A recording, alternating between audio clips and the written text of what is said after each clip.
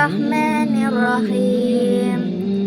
Assalamualaikum warahmatullahi wabarakatuh. Syukur alhamdulillah kita bisa berjumpa di channel ini. Sholawat dan salam semoga selalu tercurahkan kepada junjungan kita Nabi besar Muhammad Sallallahu Alaihi Wasallam.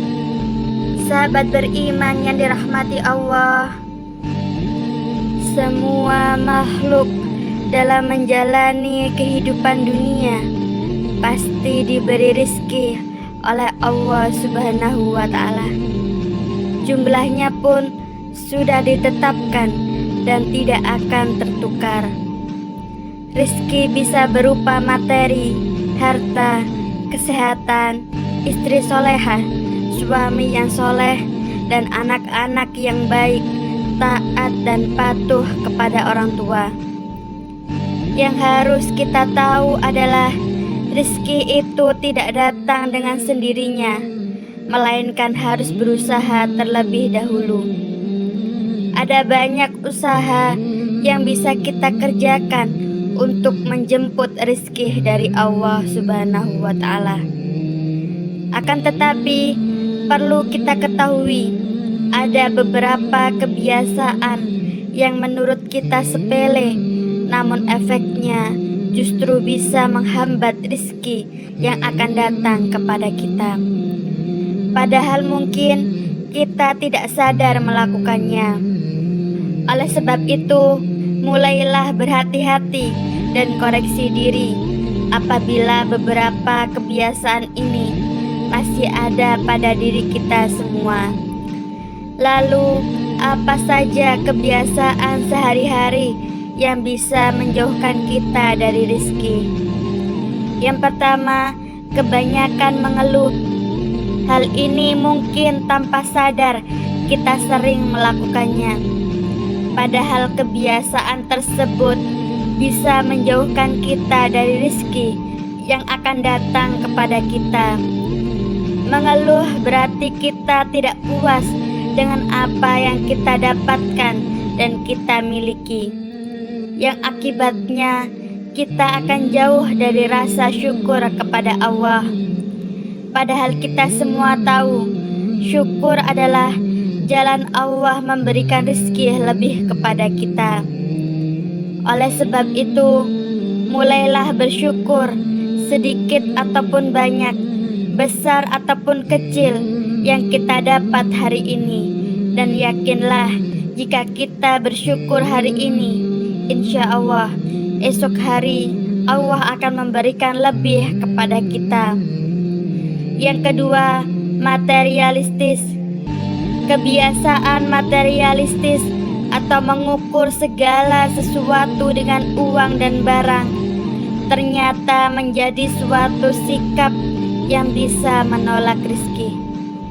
Orang yang memiliki sikap materialistis biasanya akan memandang rendah orang lain yang tidak memiliki kekayaan seperti dirinya.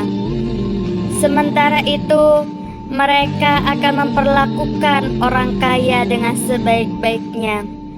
Padahal Allah Subhanahu wa Ta'ala tidak melihat hambanya dari seberapa banyak kekayaan dan seberapa besar harta bendanya.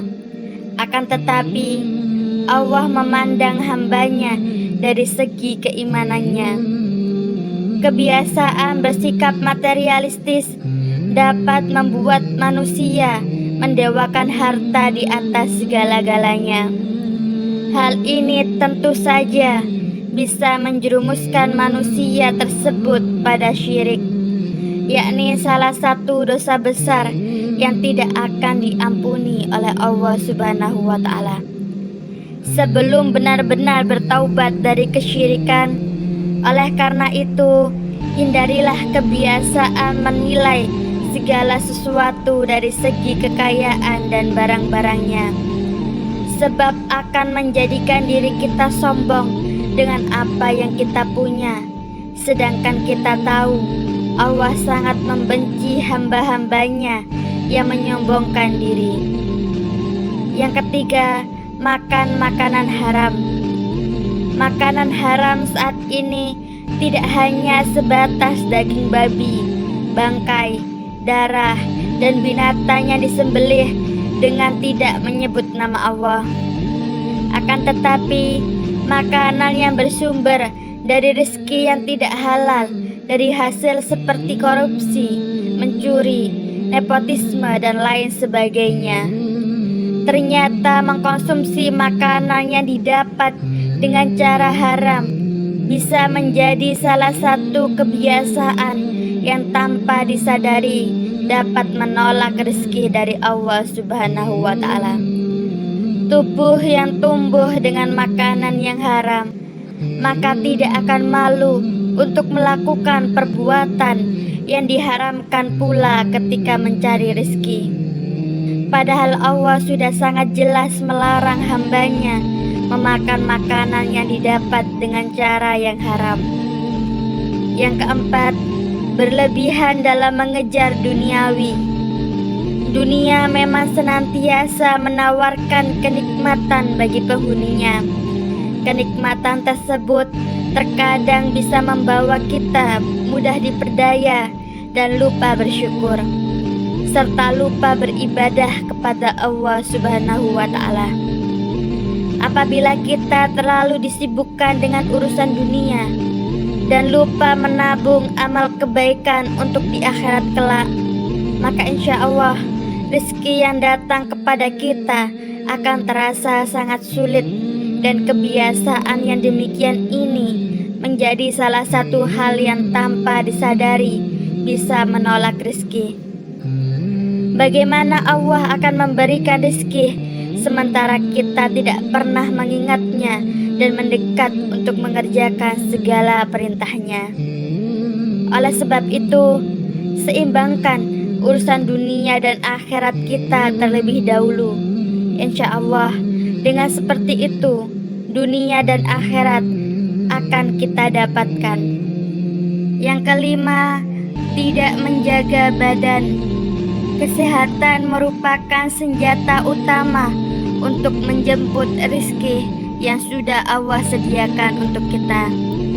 Dengan selalu menjaga kesehatan secara tidak langsung, kita juga menjaga karunia dan rezeki yang diberikan Allah kepada kita.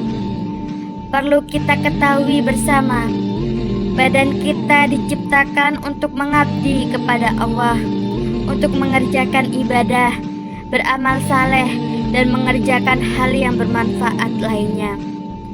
Jika pemanfaatan badan dilakukan untuk hal-hal yang tidak bermanfaat, apalagi berhias dosa dan maksiat, maka insya Allah rezeki kita pun akan terasa sangat sulit untuk kita dapatkan. Oleh karenanya, jagalah karunia yang telah dititipkan Allah kepada kita.